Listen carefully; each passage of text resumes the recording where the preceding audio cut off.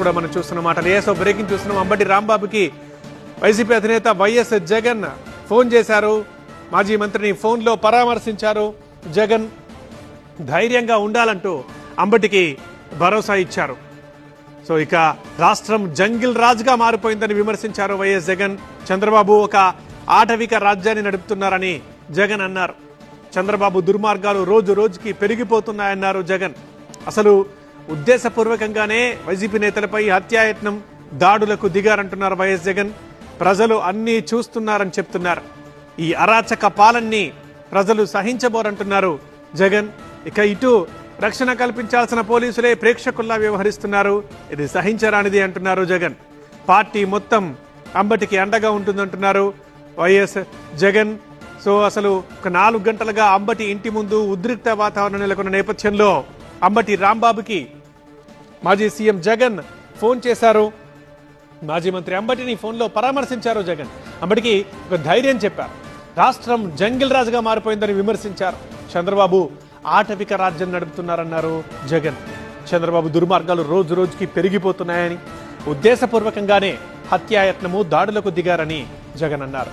ప్రజలు అన్నీ చూస్తున్నారని, ఈ అరాచక పాలనని ప్రజలు సహించబోరని అంటున్నారు జగన్. ఇక ఇటు రక్షణ కల్పించాల్సిన పోలీసులే ప్రేక్షకుల్లా వ్యవహరిస్తున్నారు. ఏమీ చేయలేకపోతున్నారు, పరిస్థితిని అదుపులోకి తీసుకోకపోతున్నారు, కంట్రోల్ చేయలేకపోతున్నారు. అయినా సరే ఇట్లాంటి పరిస్థితులు ఎన్ని ఎదురైనా సరే వైసీపీ ఎదుర్కొంటుంది. ఇక పార్టీ మొత్తం అంబటికి అండగా ఉంటుందని వైఎస్ జగన్ చెప్తున్నారు. ఇప్పటికే చూసాం మనం కొద్దిసేపటి కిందే గుంటూరు ఘటనపై డీజీపీకి వైసీపీ లేఖ రాసింది.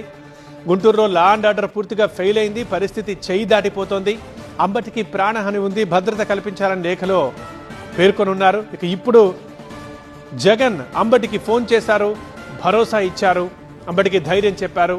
ఇక రాష్ట్ర ప్రభుత్వం పైన విమర్శలు చేశారు. ఒక జంగిల్ రాజుగా మారిపోయింది ఏపీలో పాలన, చంద్రబాబు దుర్మార్గాలు రోజు రోజుకి పెరిగిపోతున్నాయన్నారు జగన్. ప్రజలు అన్నీ చూస్తున్నారు, ఆ ప్రజలే ఈ అరాచక పాలనని సహించరు, వారే గుణపాఠం చెప్తారంటున్నారు జగన్.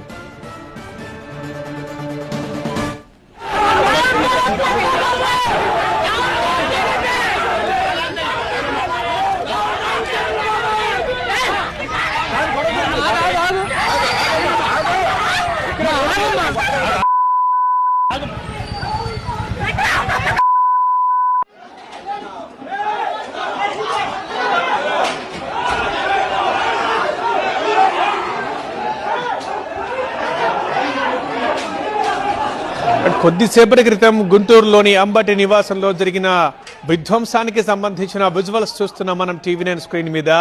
టీడీపీ కార్యకర్తలు ఆగ్రహంగా అంబటి ఇంట్లోకి చొచ్చుకెళ్లి అక్కడున్న కారు అద్దాలు పగలగొట్టారు, కారుని ధ్వంసం చేశారు. ఆ పక్కనే ఉన్న కుర్చీలు, టేబుల్లు విరగొట్టారు. అండ్ పూల కుండీలుంటే వాటిని విరగొట్టారు, ఎత్తేశారు అక్కడ. సో పోలీసులు కూడా అక్కడే ఉన్నారు, కానీ ఏమీ చేయలేని పరిస్థితి. ఎందుకంటే కార్యకర్తల్లో అంతటి ఆగ్రహం ఉంది. ఎందుకంటే ముఖ్యమంత్రి మీద అనుచిత వ్యాఖ్యలు చేశారు అంబటి రాంబాబు. అవి సహించరానివి.